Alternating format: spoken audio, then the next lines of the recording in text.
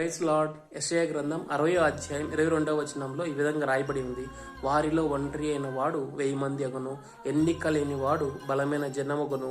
యెహోవానగు నేనే తగిన కాలమందు ఈ కార్యమును చేపట్టేదును అని రాయబడి ఉంది. యాకోబు ఒంటరిగా మిగిలిపోయినప్పుడు దేవుడు అతన్ని ఆశీర్వదించాడు. దావీదు అరణ్యంలో దేవుణ్ణి ఆరాధిస్తున్నప్పుడు ఒక దేశానికి రాజుగా తనని నియమించాడు. యోసేపు ఒంటరిగా చెరసాలలో కన్నీరు కారుస్తూ దేవుని వైపు చూసినప్పుడు ఒక దేశానికి ప్రధానమంత్రిగా తనని నియమించాడు. నీ ఒంటరి స్థితిలో నేను ఒక్కడనే ఉన్నాను బ్రదర్, నేను ఒంటరి అయిపోయాను బ్రదర్, ఏకాకి జీవితం జీవిస్తున్నాను బ్రదర్, కన్నీటి ప్రయాణం గుండా నేను వెళుతున్నాను బ్రదర్ అంటే, ఈ కన్నీటి ప్రయాణంలో నా దేవుడు నీతో రాబోతున్నాడు. నీతో రావడమే కాదు, నిన్ను గొప్ప జనంగా మార్చబోతున్నాడు.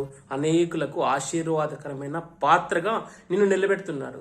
ఎందుకంటే ఎవరైతే నిన్ను నిందించారో, ఎవరైతే నిన్ను గాయపరిచారో వారి ముందే నిన్ను నా దేవుడు గొప్పగా వాడుకోబోతున్నాడు. నమ్మండి, నమ్మినట్లయితే దేవుని యొక్క మహిమను మీరు చూస్తారు. Praise lord.